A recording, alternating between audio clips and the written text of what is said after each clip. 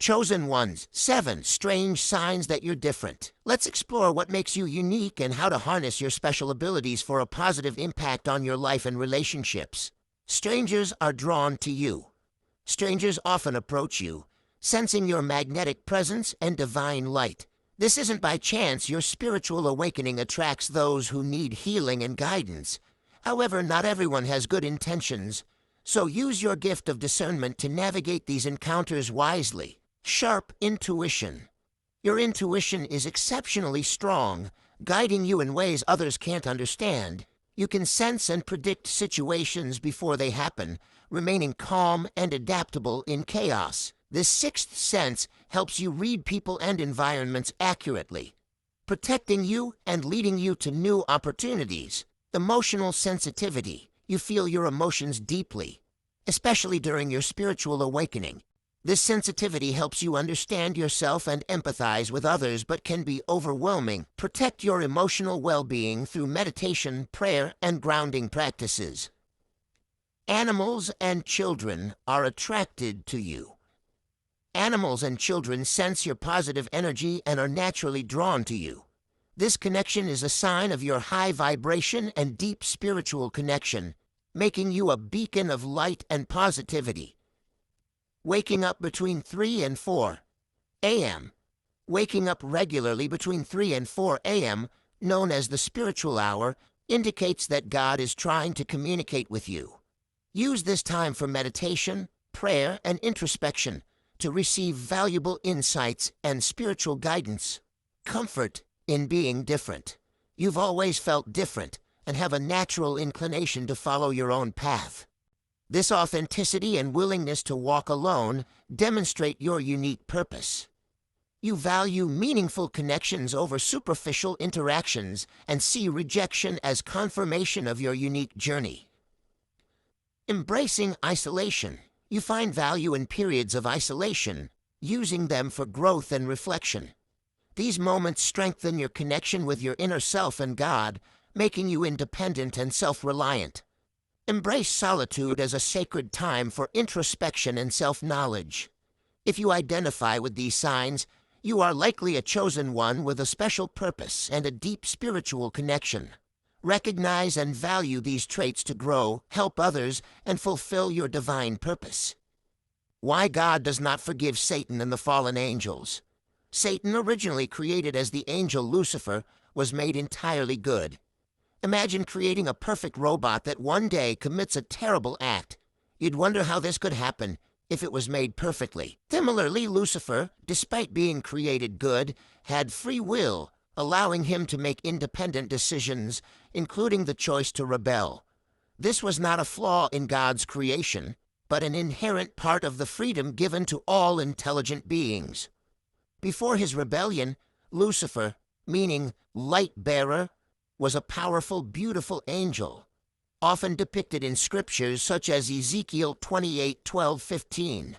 He was the epitome of perfection, filled with wisdom and beauty, and held a high position in heaven.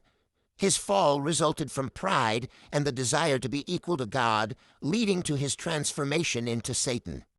Unlike humans, angels possess complete knowledge of their actions and consequences.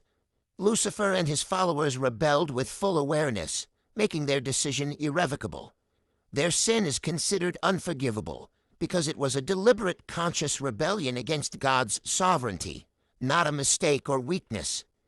This finality contrasts with human sin, which often arises from ignorance or weakness and allows for repentance and forgiveness. Angels are spiritual beings created by God, existing to serve him. They have a clear understanding of their roles and consequences of rebellion. Satan's rebellion was not a simple error, but a deep, informed rejection of God. Like a trusted friend betraying you consciously and voluntarily, such a grave act does not warrant a second chance. Every atmosphere you create invites a certain spirit. I want to stress the importance of being thankful, especially at the end of your day. After all you've done and experienced, let your last act be a prayer of thanks to the Lord. Consider turning to Psalm 136, a chapter dedicated to thankfulness. Verse 1 says, "Give thanks to the Lord, for he is good, for his steadfast love endures forever. Verses 23 and 24 continue. It is he who remembered us in our lowest state, for his steadfast love endures forever, and rescued us from our foes, for his steadfast love endures forever. One of the easiest traps for a believer is complacency. Never become complacent. It's dangerous to take God's blessings for granted and fail to be thankful. So before you sleep, I urge you to take a moment to say, God, thank you. Be grateful for obvious blessings like your health, bed, food, electricity, and shelter. Speak to someone without shelter or who doesn't know if they'll eat today, and you'll realize how blessed you are.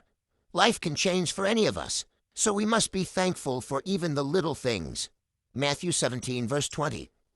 Because you have so little faith, truly I tell you, if you have faith as small as a mustard seed, you can say to this mountain, move from here to there, and it will move. Nothing will be impossible for you. This is a powerful reminder of how mighty faith is. In the book of Matthew chapter 21, the Bible tells of a time when Jesus was hungry and went to eat figs from off a tree. It was a time of year where the tree should have been in full bloom, but it was barren and yielded no fruit. Jesus rebuked the tree and said, from this time forward you will never grow any more fruit forever. Immediately the tree withered up and died. The disciples were amazed. Little did the disciples know that Jesus had just taught them a very important lesson in faith. Matthew 21 verse 21 and 22 says, so Jesus answered and said to them, assuredly I say to you, if you have faith and do not doubt, you will not only do what was done to the fig tree, but also if you say to this mountain, be removed and be cast into the sea, it will be done. And whatever things you ask in prayer, believing, you will receive. I believe that Jesus was also teaching us that when we use our faith and believe, things have to fall in line with his word. The terrible death of the soldier who crucified Jesus.